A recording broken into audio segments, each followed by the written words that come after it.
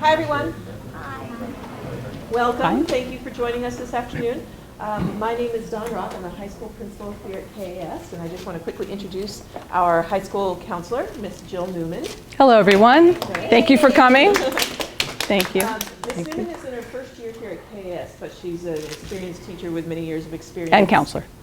Sorry, experienced counselor with many years of experience coming to us from the U.S. And she's here today to talk a little bit about what to expect from high school, graduation requirements, the course selection process, and all of these things that parents and students need to be aware of as you enter this next phase called high school. Yay! We're excited. Thank you. Thank you so much. We're excited that you're here. Thank you for taking time to do this. The students were given some of this information 2 Mondays ago, so hopefully this is not completely new to you, but if it is, we have your back. There's a couple other people in here that maybe you'll want to know. So let's see, Ms. Haynes, do you want to stand up? She's at the back of the room. She's going to come to the side so you can see her, actually. She's our IB and AP coordinator, and she's going to play a very important role as your students go through the MYP and DP, potentially DP program. So thank you very much. Oh yeah, because you're on camera. So here she is, everyone. Let's give her a hand. Yeah. Okay. And of course, Mr. Payne is in the back. He's making sure that we all control ourselves. We don't want to get too outrageous. So, oh. Thank you all for coming. I love your children. If you want to leave them in 8th grade, I will keep them. Yeah, come on in. It's okay. All right. So this is a casual presentation. If I go too fast, if I need to explain something more, I'm happy to. There is time at the end for questions. And yeah, we'll just kind of go with that. So this is our agenda. We're going to cover graduation requirements as well as college application requirements, or admission requirements rather. The electives that your students get to choose. Filling out the course request form, that's this green form that your students received 2 Mondays ago in their PE class. There's a Google form that I'll talk about that will be done not tonight, but tomorrow night, and we will go further into that. Talk a little bit about testing and college, and quite a bit about how to make sure that your student is successful in high school and how to help them prepare for high school. And then talk about next steps and answering your questions. Okay, so in case you wanted a large copy to put on your refrigerator, we made some extra copies that are on the back tables of this. On the left-hand side are the graduation requirements for high school here at KAS. And in the middle, those are the subject areas that your students will be taking during high school. Excuse me. Notice that there is a little reminder here that we do want students taking their fine arts either in grade 9 or grade 10. And then over here, these are the general admission requirements for college. This could range completely depending on the kind of college, the place where the college is located, the application even itself. So you'll get further into that as your student gets further into high school. Okay, the next 3 slides show different examples of course loads through the 4 years. These are just examples. They do not mean that your child has to follow this exactly at all. There we go. This is for a student who would like to do to be in the IB diploma program, so they will have finished up MYP in 10th grade and then would want to continue into the diploma program. And again, just a reminder, we're trying to get students to do their fine arts either in grade 9 or grade 10. In this example, they're doing it in grade 9. Every student in 9th grade takes PE, and the other ones are pretty much givens as well.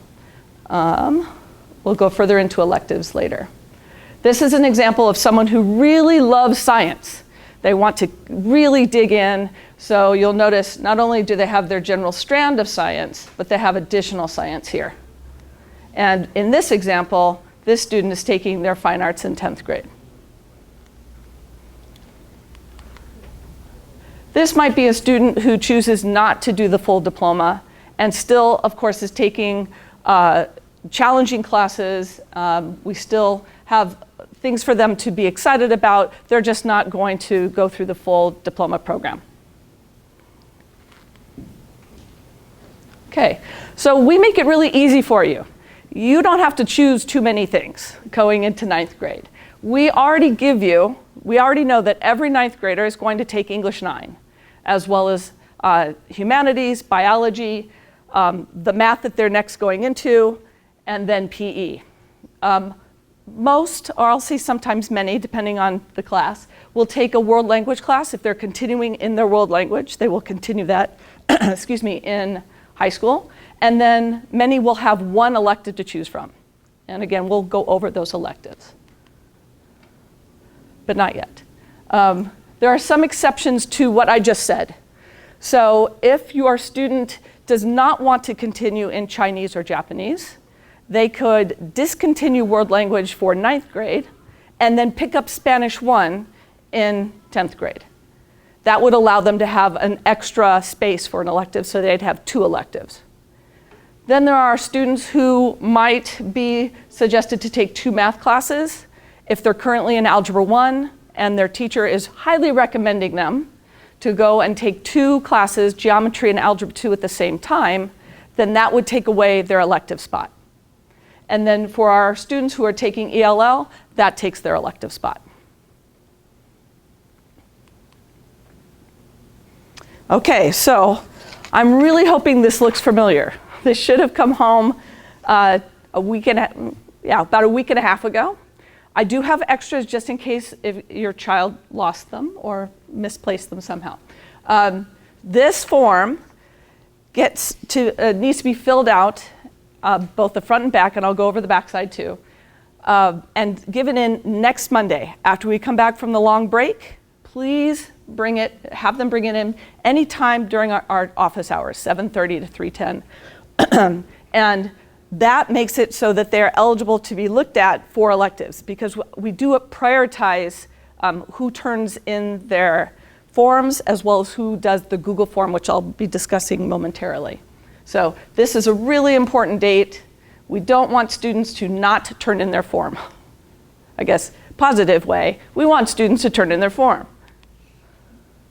Okay, the biggest thing on this side, that's the back side of the sheet, is we want a parent or guardian's signature, please. That way we know that you are in agreement with your child as to how they prioritize their electives. And if they've signed up for a double math, we don't want that to be a surprise to you. So there's a lot there. Again, we want them turning it in next Monday into the counseling office. Okay, this is the Google form. I will send out this Google form, I will share this Google form tomorrow night at 7 p.m. I really do it literally to the second. And it does matter when your child submits it, because we have a date and stamp time on it. So, and that's what helps us prioritize. We don't really know of a better way of doing it at this point, so we're doing it this way. That, again, is going to be tomorrow night, the 27th at 7 p.m. Your child should be on their computer or some device so that they go on there, they put their first name, they put their last name, and then they go and choose their first, second, third, and fourth choices out of 5. So you don't have many choices to begin with, but you do get a choice as to how you rank them. Okay. So this little thing that's hard to read is just really taken from the sheet. This is Group 6, your electives, and these are the electives that your students will have a chance to choose from and rank. We have high school music, and I don't really want to read this to you, but I did send this out. I sent this presentation out to all of you, parents. I had already sent this presentation out to students, a little different one, that describes exactly what these different courses are. But high school music is a popular one among our students. Do you want to say anything about high school music? The basic thing to know about the high school music class, all of the 8th graders are currently taking music, and you know that it's a combination of music practice, music theory, and music history. And the same thing for this course, that continues with that. And this, if you want to really study music later and take IB music, this is a good foundation for that.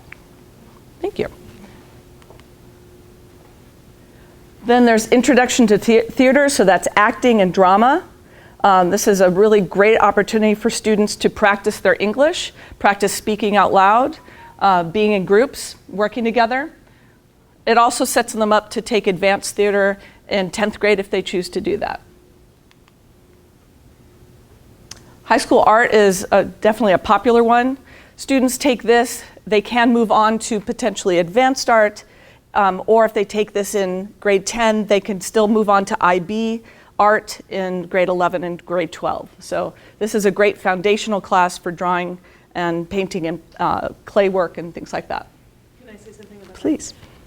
Unfortunately, it's very, very popular, and that means that there aren't very many spots left for 9th graders. Mostly, it gets mostly filled up with 10th graders. So if your student's really interested in taking this class, assure them that we do 10th grade. We get everybody into it in 10th grade, but we don't get everybody into it in 9th grade. And again, a good reason why to turn in your Google form as soon as possible. Yeah, because there are some spots. There are some spots. I'm not going to say how many, though. That'll be my secret. Okay, then we have instrumental music. That's for a student who already knows an instrument and wants to continue to play it. Actually, if you're a beginner, you can still take that, actually. Oh, yeah. Okay then. Let me tell you the difference between this one and the other one. This one is for people who are just more interested in improving their practice and how they play, without necessarily the history or the feeling behind it. Okay, so this is a little bit less challenging than the other class. This does not count as a prerequisite for IB music. So if you're interested in having your child go on to that level of music, this would be fine as an extra class in grade 10, but it's not sufficient to prepare a student for IB music. Perfect. Thank you. Okay, we have a new class we're very excited about. This class is formed a little bit differently. In the fall, semester 1, a student would take design technology. And then in the spring, semester 2, they would take introduction to computer science. This sets them up nicely for potentially taking AP computer science in their 10th grade year, or later on in high school if they're not doing the full IB program. So this is a new class to KAS. We're very excited to offer it. And do you want to say anything about that specifically? No, I think that's okay. The design, by the way. She's doing a great job here. The design is very similar in approach to what your students are currently doing in NYP design for grade 6, done in grade 6 and grade 7, grade 8. Okay, that's a continuation. It gets a little bit more in depth each year. So that's a continuation of the design that we're doing. Great. Okay, so those were the 5 electives that your students are going to rank 1, 2, 3, and 4. The Google form I send out tomorrow, again, asks those same things, and the green form, this request form, should reflect the same thing that's on the Google form. So both of those together determine how they're ranked as far as who got their stuff in first. It doesn't matter on next Monday when they turn this in, as long as it's next Monday. So please don't have them line up at 6 o'clock outside the gate. That doesn't help. They can turn this in anytime next Monday. It's the Google form that matters as to what time. So I put this slide in because I know there's questions about college, but what I do want to assure you is we definitely talk and prepare your student for college. We talk to them starting really, they've already started talking about it, but we definitely talk more about it in 9th and 10th grade, although we really spend more time on having your student get to know themselves more, what they like, what they're maybe good at. We have them do personality tests. We link that to potential careers, and if you're interested in this career, what majors help you get to that career? Oh, what schools have that major, and so on. So we do a lot of that in 11th and 12th, but in 9th and 10th, we really start kind of digging down a little bit more and finding out who they are. Excuse me. We do career counseling in 9th and 10th as well. So you'll be seeing more and more of that as your student continues in high school. We'll try to send home the presentations as much as possible so that you are very much involved with what your student is seeing and doing coming out of the counseling office. And just a thing about testing. So we have many questions usually about when should my students start to take SAT and ACT if they're going to be applying to an American university or Canadian university. Not now, not anywhere near now. It really, we suggest May of their junior year, May of grade 11th, not before that. Over-testing is actually a thing. We don't want them burned out.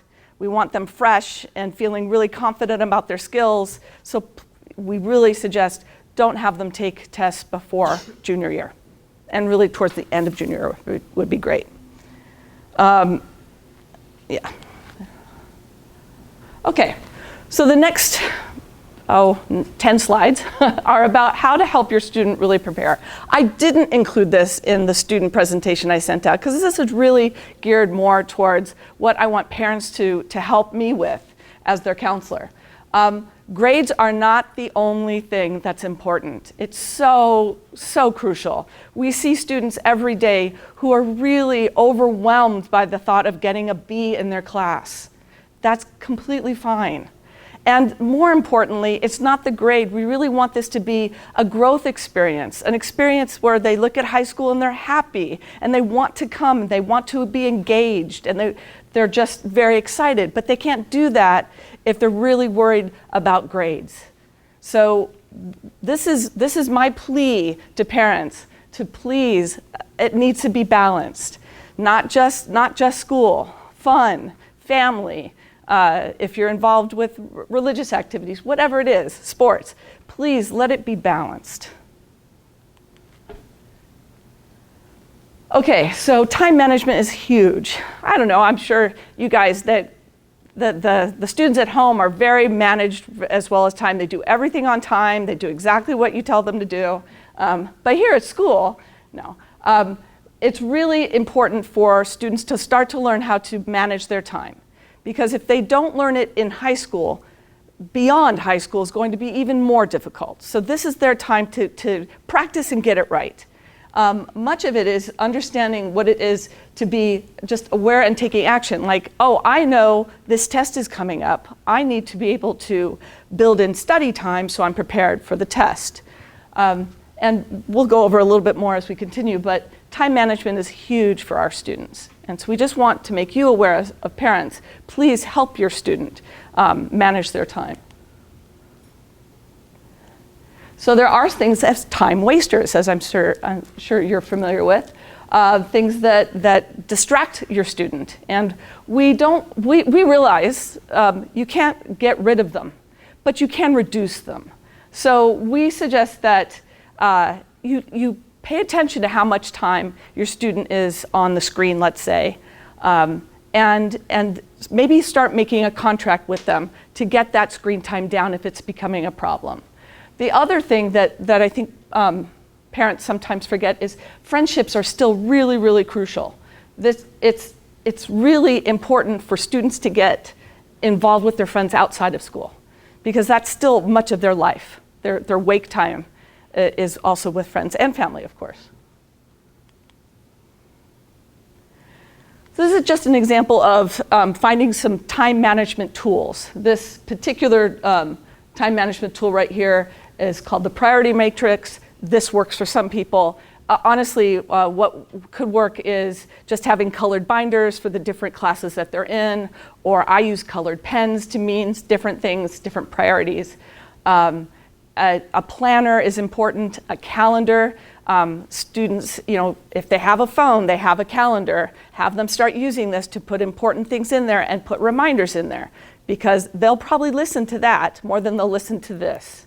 So anything that gets them used to using something to plan, we suggest. Okay, so this is a common question, especially as it relates to college.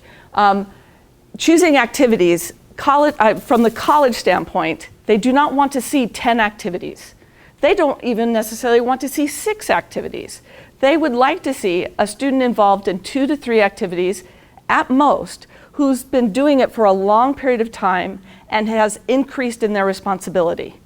So an example, I had a student who started in 10th grade, this is back in California, in 9th grade, and started working for the local animal rescue.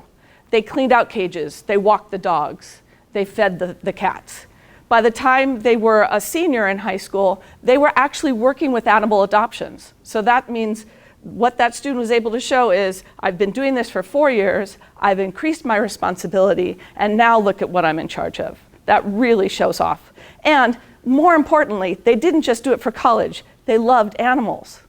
And eventually they wanted to become a vet, so it was perfect. So that's an example. We don't want them spread out. They're already doing a lot here in school. So 2 to 3, preferably, and something hopefully they're passionate about. Sleep. Sleep deprivation is real. We see students who have 4 hours of sleep on board, sometimes less. And it's imperative that students get sleep. And I don't mean catch up on the weekends. I mean every night getting at least 7 hours of sleep. What we see are students falling asleep in class sometimes, not able to concentrate. Their agitation level goes up. Their irritation level goes up. We see depression start to come on. So sleep is fuel for your body, just like food and water. They need sleep just as much. So please pay attention to their sleep patterns. Help them to get to sleep earlier than many of our students who say, that's okay, I stay up until 1 in the morning. No.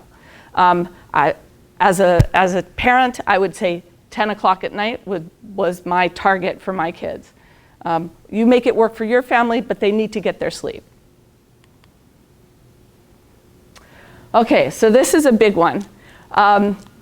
Parents really like to feel like they're part of something in their child's lives, of course, and it is important.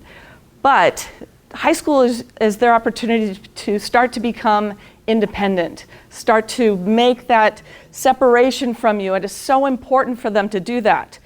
They're going to be living their own lives, and they need to start doing things on their own, including failing on their own. Now, I'm not saying please let them fail a class. No, I'm not saying that.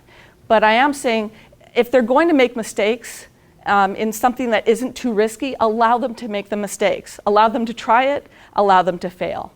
And you'd be surprised what it feels like to be independent and know that you've done something that maybe before you weren't asked to do or you couldn't have done. So start with, if they haven't already done it, they're in charge of their own laundry, or they have to know how to budget money, or they have to prepare a meal.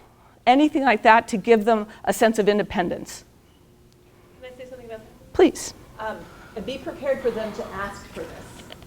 Right? So a lot of times as students move into high school, they will, sorry, I'm not in a good spot with the camera. I'm not used to being cognizant of the camera.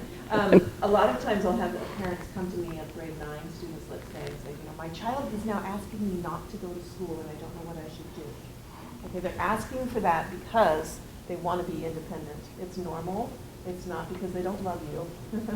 It's just because they want to start asserting that independence. They want to be the one to take care of their own problems, and it's important to let them do that. Okay? So it's hard to know when to get involved and when to step in and help them and when not. But that's the challenge of having students go from middle school up and then through high school into university. So this is the time. Thank you. Yes. Okay. This is not the time to step back from communication with teachers. It's really important. If you have any questions, concerns, if you know your student's going to be absent, certainly encourage them to be in communication with their teachers, most importantly. But parents also be a part of this communication back and forth. It's so crucial. Teachers are your pipeline in to know what's going on inside their classrooms. They're the experts in their classrooms. They know if your child has missed something or isn't getting a particular concept. Ask them, talk to them. So this is just a reminder, please make use of teachers. And kind of on the back of that, you get free tutoring here because the teachers are available to help their own students out. So, you know, some students are very good about going in when a teacher says, I'm available at lunch, and they'll have teachers come in, or before or after school, and students come in. But some students never step foot inside the classroom unless the class is actually going on. And what a waste. You have this teacher available, make use of the teacher. Last slide. So I'm very much about this. It's important to celebrate even small victories that might not even seem like they're victories. So transitioning to high school from middle school is a big deal. We want to celebrate that. We want to celebrate anything that your student is being, not even just doing. So I said on here, praise efforts that aren't just about an outcome. Maybe they've said something insightful that you go, oh my gosh, that's really interesting that you thought of that. Or maybe they have been creative in some way. My younger son used to make these amazing cards that I still have to this day. And that's something I always just said, you know, gosh, I'm so thankful for your creativity, that what an amazing amount of time you put into this. Effort really means something to high schoolers still. So we want to celebrate that. We want parents to be able to take their child aside and say, wow, I'm just really proud of you and I love you. That really does matter. Okay, so now we get back to the real stuff here. So next steps. The green sheet needs to be filled out and signed. That needs to be turned in on Monday. Tomorrow night, the Google form will go live at 7 p.m. Your students should be online then, ready to submit their first, second, third, and fourth choice, and it should match what they have on their green form. That should match. It has to match what's on the green form. Because that one has the parent's signature on it. Right. So, so yes, and remember the green form comes to the counseling office by way of student. Student needs to come and drop it off. That way we check it off against the list that we have. So that's what's coming up. I'm going to leave it up on this because the next one is basically questions. But I'm going to leave it up on this slide just as a good reminder in case people need to take pictures. I have sent this presentation out to all the parents of the class of 2024. And if for some reason you didn't get it, just send an email to me, Newman at KAS, and I can send it out to you. And at this point, we're open for questions.